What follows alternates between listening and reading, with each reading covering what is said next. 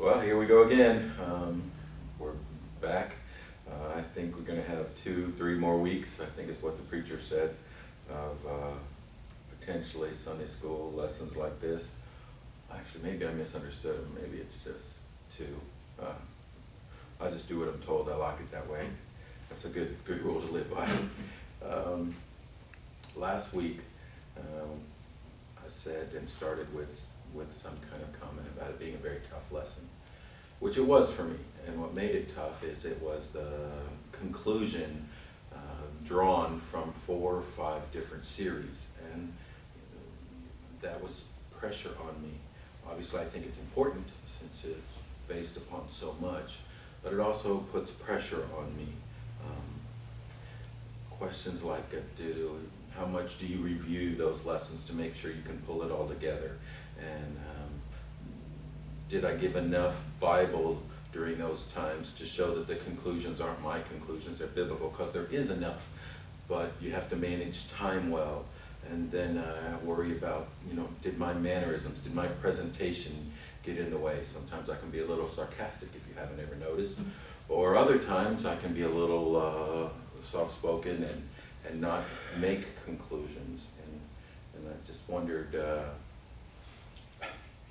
for something that in my heart is, I believe, so important, did I get in the way of it? So, but anytime I do something like that, what I usually do afterwards is go to a few people I respect, people that I know will tell me the truth, and if I stunk it up and tripped all over the place, they'll tell me exactly that, which is what I want to know, because then you get a chance to go back and re-dig it and do it again from a different viewpoint maybe.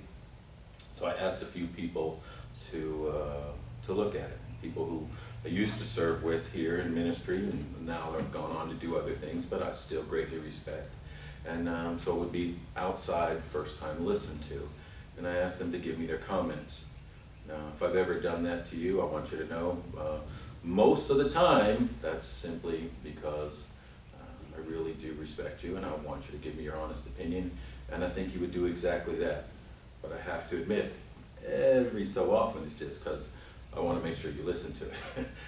So, for full exposure, there you go. You can figure out which one it is when I ask you. But anyway, so I did ask them, and they responded back. And the first one responded back and said that, for the most part, what they heard was that focused on the fact that we tend to make a God of our own image. Well, since I said that in the first 3 minutes, good. They concentrated much on a God that guarantees our comfort. They referenced back to me how that they've had this conversation with people they've graduated with from Bible school, and how that they now seem to depend on fancy houses, fancy cars, fancy vacations, fancy kids, and all the while constantly still wanting respect or acknowledgement of how they're sacrificing for Jesus. And anytime they're confronted, the argument is, well, doesn't he love us? Doesn't he want us to have good things? Doesn't he want us to be content? And that ties into kind of what we talked about and how we were looking at it. No, of course he wants us to be content, but what is our contentment in? How do we define good? Is our contentment and what we seem as good because it comes from him? They gave me this quote, which I wish I had used, so I'm going to throw it in here now. If God were proud, he would hardly have us on such terms, referencing what had already been written. But he is not. He, being God, stoops to conquer, not stomp. He will have us, which I would say more than have us, he desires us, he pursues us, he wants us, even though we have shown that we prefer everything else to him, and that we come to him only because there is nothing better to be had, from C.S. Lewis. And I read that review and I said, wow, that's encouraging. I got that. And then I got the other review and the other response back, and it focused mostly on a reference from Deuteronomy 6:5, which I didn't use and probably should have, where says that God wants us to love God with all our heart, with all our soul, with all our might. It's talking about he's not to be shared. It referenced that idea of being a jealous God. It talks about he is to be preeminent. Sometimes we get that misunderstood. Preeminent does not mean the top of the list. Preeminent means the only thing on the list. And that is how we should love God. And then goes into the idea that we struggle with this because our challenge with this is we have this worldly, earthly, manly view of what love is. And since most of us have had poor examples in some sort or another, if you haven't, count yourself blessed. Stop right now. Thank God for the examples of love you've had. But today, in this world, there are very poor examples of love in homes, in parents, in marriages, in families, sometimes even in churches. And so because love has been so misrepresented, it makes trusting in a loving God and depending on him completely and making that preeminent, well, there's the challenge. That's what's hard, and that's why we go with idolatry, and that's why we lessen him, and that's why we try to make him a God of our own mind that we can kind of control and limit him. We set back and protect self and hold on, and so I read that and I thought, wow, they're very different, but isn't the Holy Spirit great? That's what I wanted to get across. And then I started to think, well, you know, I wanted to talk to this person about, yes, that's the challenge, but when we look at God's love, it's pictured in the marriage, and that's the great picture, and that's where I would have gone to try to expand and develop the intimacy that he wants to have with us so that we could trust him. And then I started thinking, well, what if a person's picture of marriage is that weakened? Is that corrupt? And we learn from repetition, so I thought just one more time, let's take a look at this picture of intimacy with God, because love demands love, and so we need to understand how loving he is, and so we don't limit that love in return. And I said, well, let's do this one more time. So let's look at this picture of intimacy, this picture of marriage. The last time, at least in this series, I think. And so we could go to Genesis where it starts, but we're going to go to Revelations where it's completed. It starts in the garden, but it's completed in the book of Revelations in the end. And so that's where we're going to go. And we're going to spend some time this morning. Revelations chapter 19, the book of the Revelation. I don't know why I always want to add an S to that. So if you're one of the people out there who hate it being Revelations, apologize. I know it's the Revelation, but I'll probably mess it up again a few more times in the next 25 minutes. Revelation 19, beginning in verse 7. And we're going to go through this. We'll see some images. And what we're going to try to do is see that these images speak towards our bridal identity. Hopefully, this then calls us to preparation for this day, which we're going to reference. Let us be glad, Revelation 19:7, and rejoice, and give honor to him, for the marriage of the Lamb is come. You ever start to wonder whether it's going to happen and whether that day is going to happen? It's going to happen. And now here it is, it's come. This thing which we have waited for and maybe even from time to time began to doubt or wonder what it was going to like, it's here. And his wife, that's the church, hath made herself ready. There's been preparation. There's been work done for this day. And to her was granted that she should be arrayed in fine linen. And how did that happen? By the blood of the Lamb, through the work of the groom. For the fine linen is the righteousness of the saints. And he saith unto me, Write, Blessed are they which are called to the marriage supper of the Lamb. And he saith unto me, These are the true sayings of God. And I fell at his feet to worship him. And he said unto me, See thou do it not. I am thy fellow servant, and of thy brethren, and have the testimony of Jesus. Worship God, for the testimony of Jesus is the spirit of prophecy. And I saw heaven opened, And behold, a white horse, and he that sat upon it was called Faithful and True, and in righteousness he doth judge and make war. And his eyes were a flame of fire, and on his head were many crowns. And he had a name written that no man knew, but he himself. And he was clothed with a vesture dipped in blood, and his name is called the Word of God. Then verse 16. And he hath on his vesture and on his thigh a name, King of Kings and Lord of Lords. Now, by the time we get to this passage in Revelation, we'll have seen that there's been great contrast.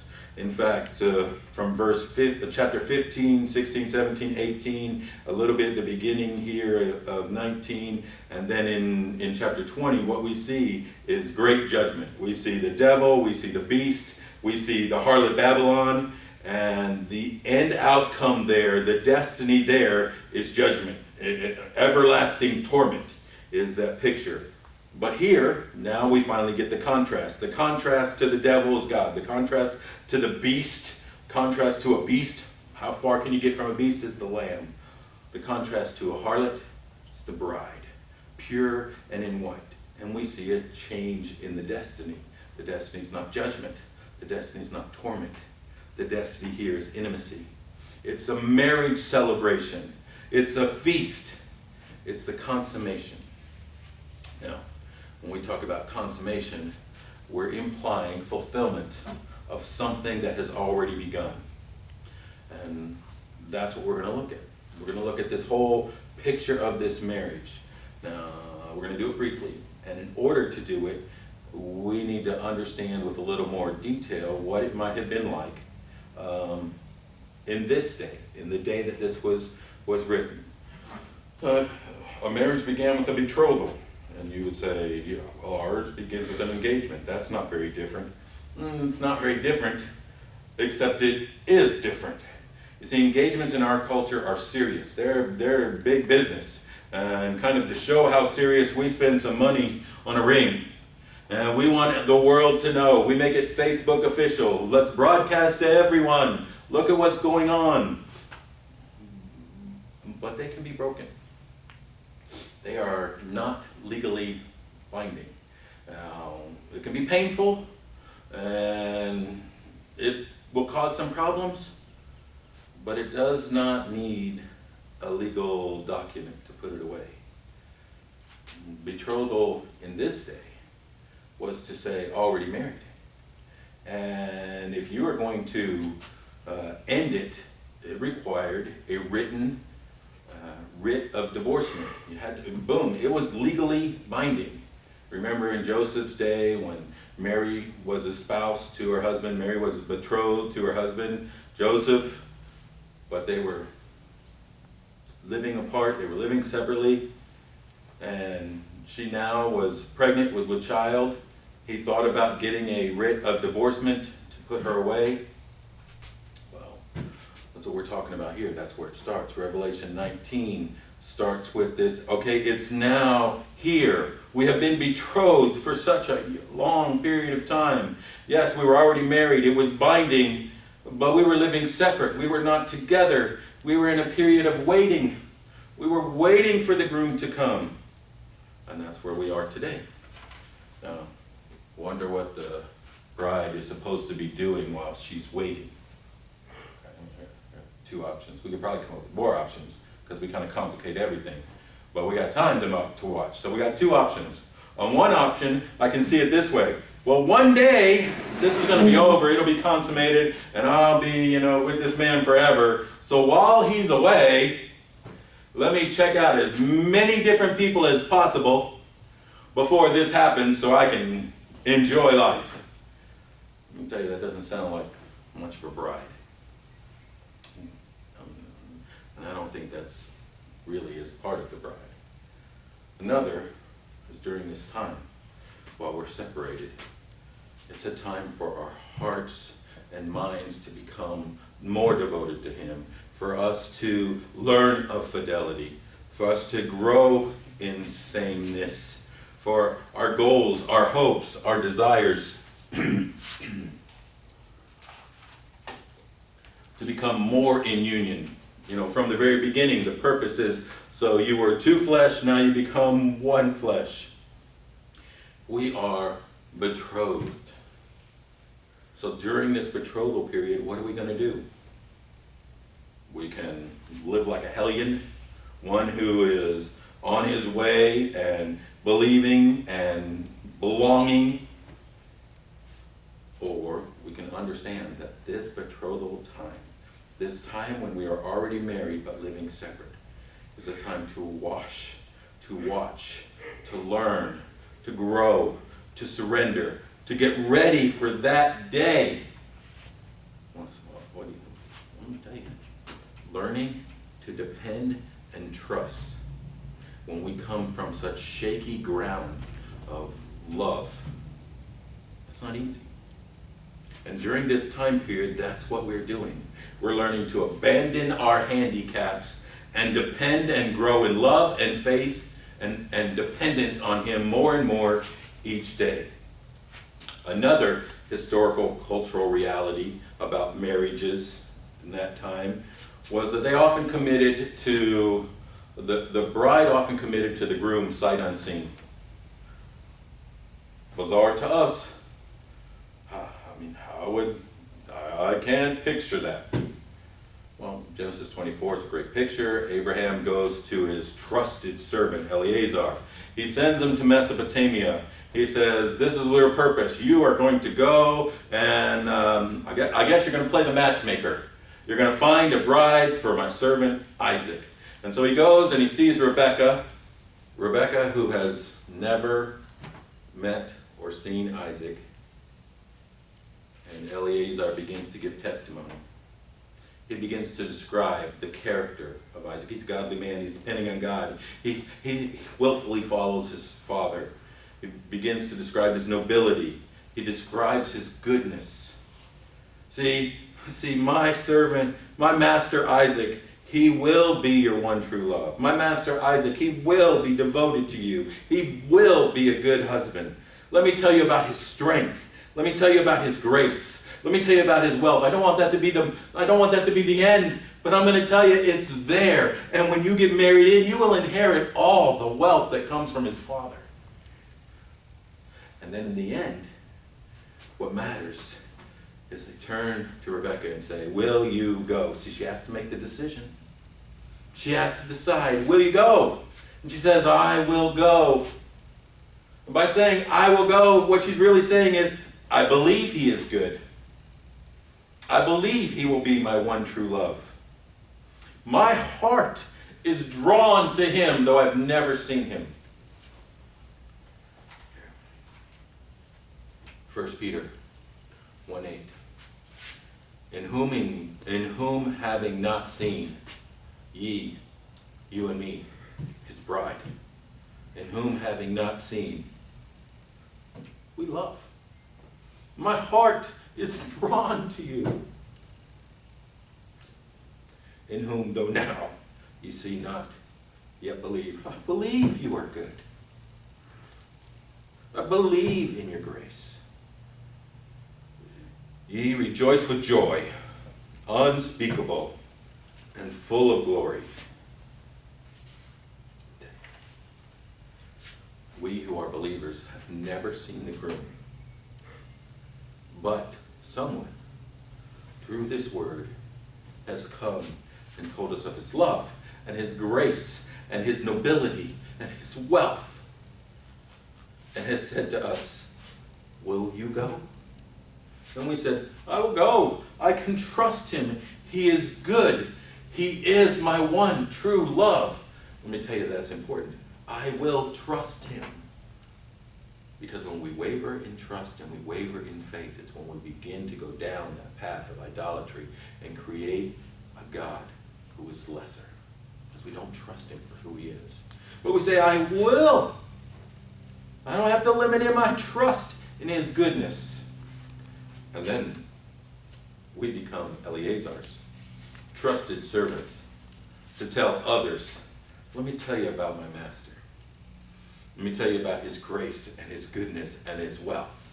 Let me tell you how he can be trusted and he'll be your one true love. Something something else that's peculiar about this time is the groom has to come for the bride. While the bride is waiting, while the bride is off, while the bride is in Any interpretations of that? Sorry. While the groom is off, and if I go, I'll prepare a place for you. And the bride is preparing in devotion and growing in faith. And waiting. Imagine that young girl in the desert, betrothed, knowing in her heart, I'm going to be married to the king. My groom is son of the king. I'll be in the palace. I've never seen him, but I am waiting. Eleazar came and told me, and I dream of that day. My heart is given to him. And I begin to share that with my friends who say, yeah, sure. You ever seen him? What proof do you have? Gonna be in the palace. I know you. I know you, your life, your challenges, your problems.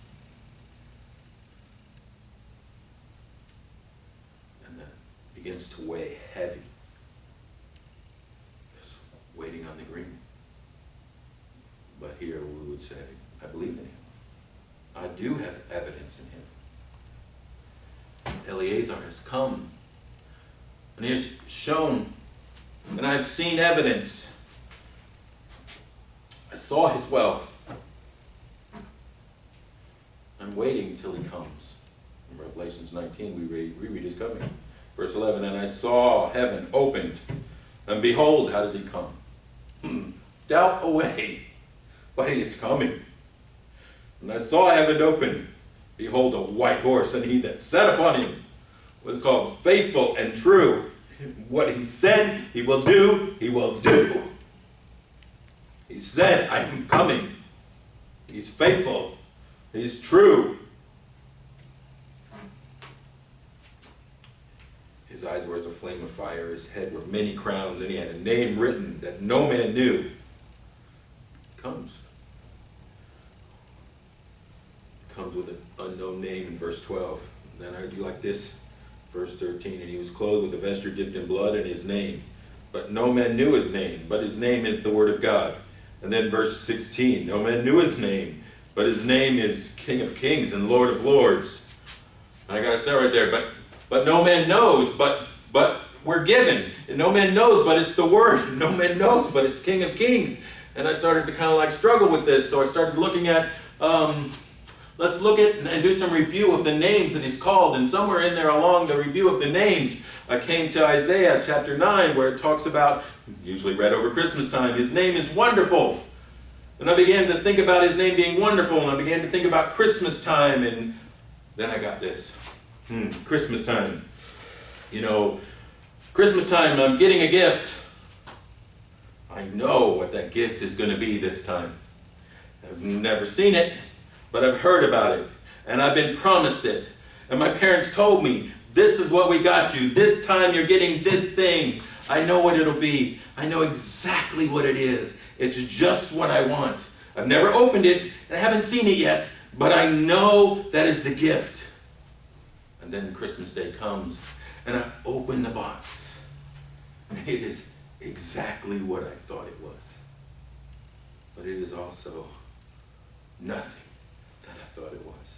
There's so much more. There's so much more to it. And then a name that no one knows, but a name that we have.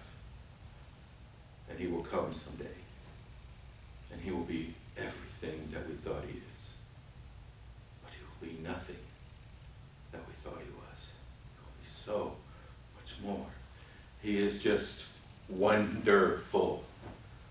Full of wonder and amazement when we try to think and understand. Because he's God. God, who in verse 13 is coming with his vesture dipped in blood, clothed dipped in his own blood, because that was the cost to pay for his bride, that he will come again for. Here, one more look at the bride. Comes from Genesis chapter 2. Man was created and given the task to name everything. Man names all the animals, names himself Ish. It's written Ish, but it's pronounced Ish. I was corrected there some time back, and which we take to mean man. It was not good that man be alone. So God caused a deep sleep to come over him.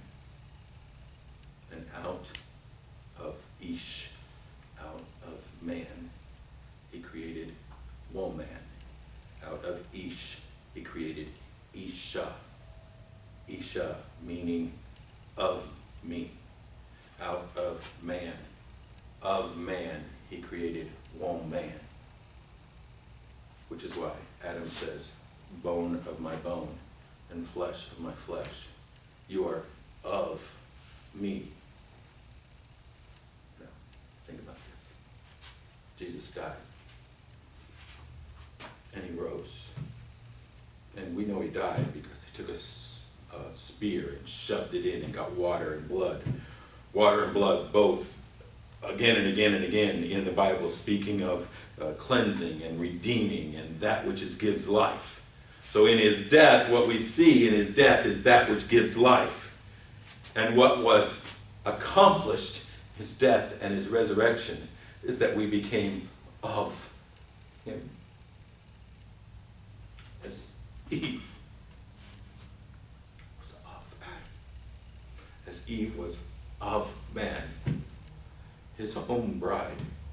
Every Christian is of God. We are his Isha.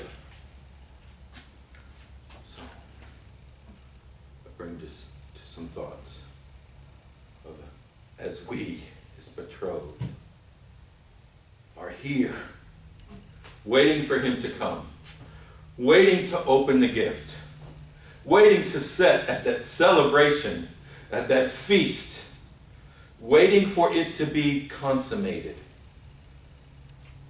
What are we doing? We're in a time when we should be having Christ formed in us, growing each day in dedication, growing each day in commitment, growing each day, expanding in our ability to love, in our desire never to quit, never to let go, to learn of him and more of him, of you and of you, that my knowledge of you may grow. But if we're not careful, we'll replace this desire and growth with silly things like, I have a right to be angry. I have been wronged. I'm going to hold on to this. This is unfair. I deserve better. I'm tired. I can't keep going on.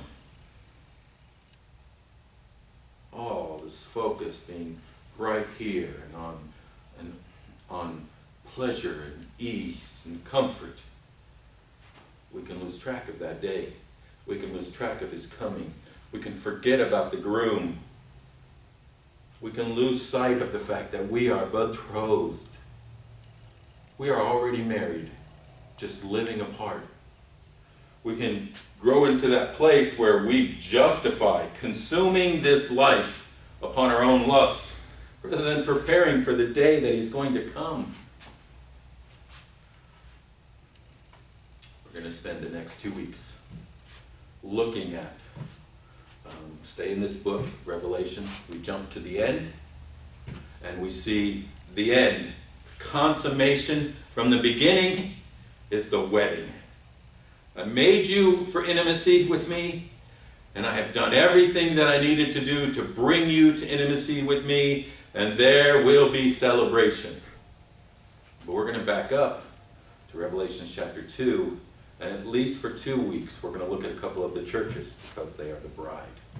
And we're going to see what they got patted on the back for doing in preparation and what they fell prey to during this celebration, during this preparation time, during this betrothal period.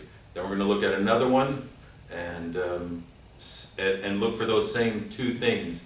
I don't think we're going to go through all of the churches, but we'll at least do 2 of them, if I can work this out quick enough, and see if we can't get some tips of what we should be doing during our betrothal period and what we should be weary of. Thank you again.